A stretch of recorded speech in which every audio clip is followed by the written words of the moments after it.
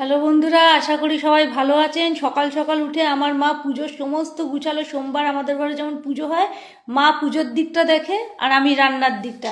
আর এই যে সোমবারের পুজোর প্রসাদ, গুড়ের, এটা কি মিষ্টি, সন্দেশ আর ভাপা।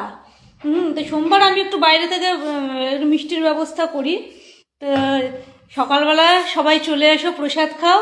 আর এদিকে আমি রান্না করছি, বেশ কিছু দূর রান্নার কাজ এগিয়েছে, এখন সারাদিন ধরে করব। দেখাচ্ছি আজকে কি কি করলাম। সোমবার আমার ঘরে কিন্তু সমস্ত কিছু নিরামিষ হয়। তা আজকে আমি করেছি সিম পোস্তই, দেখো একদম গরম গরম নামিয়েছি। আর একটা স্পেশাল আইটেম করেছি, এই দেখো, পনিরের ঝোল, আলু পনির মটরশুঁটি দিয়ে একদম নিরামিষ। পনিরের আর একটা আইটেম খুব ভালো লাগে, যেটা সেই কাজু বাদাম মগজদানা সব কিছু দিয়ে হয়, মিক্সড ভেজ যেটা, তো সেটা ভালো লাগে। কিন্তু বাবা বয়স্ক মানুষ তো, শরীরটা ভালো নেই, বলছে গ্যাস অম্বলের প্রবলেম, ওই জন্য হালকা করেই পনিরের তরকারি করলাম। এরপর শাক তো আমার ঘরে ডেলি হয়, আর বাচ্চা আছে ছোট, ওর জন্য ডাল হবে, একটু ভাজাভুজি হবে, আর শেষ পাতের চাটনি অবশ্যই থাকবে। তো এখন তো বেশি বেলা হয়নি, এখন করে যাচ্ছে। আপাতত দুটো আইটেম হয়েছে, ভাত হয়েছে।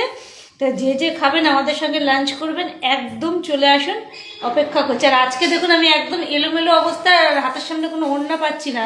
তো মহিলাদের এটাও একটা ট্রেন্ডিং নাইটি, গামছা নাইটি। আজকে আমি গামছা নাইটিতে চলে এসেছি, তার জন্য লজ্জাও লাগছে, খারাপও লাগছে, প্লিজ একটু অ্যাকসেপ্ট করে নেবেন। ঘরের মধ্যে আছি, হাতের সামনে কিচ্ছু খুঁজে পাচ্ছি না, গামছা নাইটিতেই চলে এসেছে আজকে। এইভাবেই মেনে নিতে হবে দিদিভাইকে।